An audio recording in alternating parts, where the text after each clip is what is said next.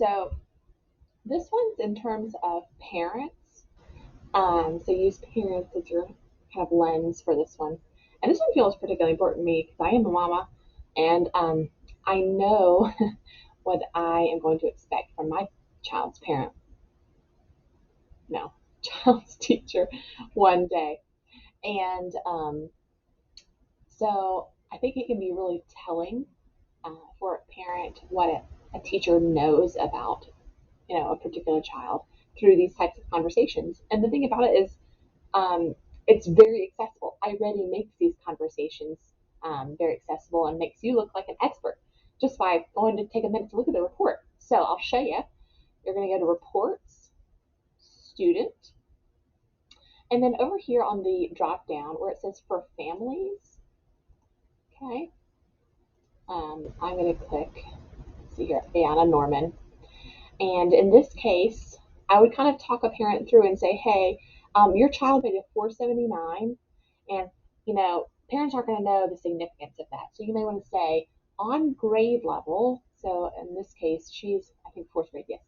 On grade level looks a little bit like somewhere between a 557 and 629. And you could tell them again that's based on a national average where this child should be based on their grade level and how they initially placed. And then I would tell them just basically to have an understanding, kind of like a lens for understanding. In each one of the domains, they can be above grade level, they can be at grade level, close to it, or needing improvement. Okay. And so once you have that conversation with them, I kind of say, okay, let's go look at those domains, how they're performing. And I probably always start with the strengths. And again, that just looks really good on you. So I would say, so one of the things I want to point out, mama, daddy, guardian, is that in vocabulary, they're approaching grade 4.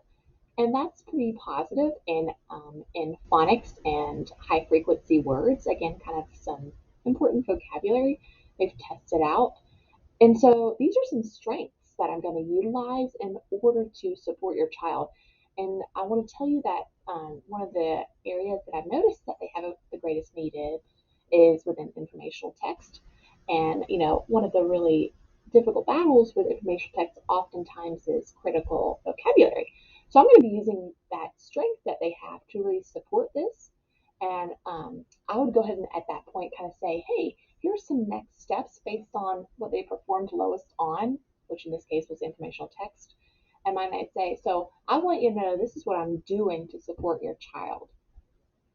Another thing you may want to show them is the historical results. So you might say, even though this might, seem a little scary or overwhelming, what's happening here? Sorry. I wonder if this child does not have any. Okay, so like for instance, let's use Abdul. You could say, um, historically, we've seen this from them, and so either their current results show that there has been growth, and so, Mama, we're doing okay, or our kiddo, we got some concerns, and this is historically what they've done in informational text, and notice there's been a dip, or notice that vocabulary really is growing, and as a result, all the others are trending up. So these are just some ways to have some conversations with parents. And I will tell you from my own experience with this sort of thing at my old school, um, we were a very data driven school, but it never ceased to fail that every single year there would be a parent who would say to me, I've never had a teacher explain this to me before, like where these numbers come from, what they're going to be doing for my child. It's always been a mystery.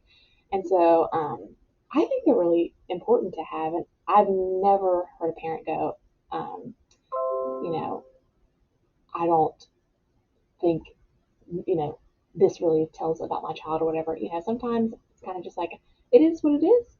And again, like if you come prepared with the historical knowledge and kind of like triangulating their data, it can be a really powerful conversation. So keep it in mind.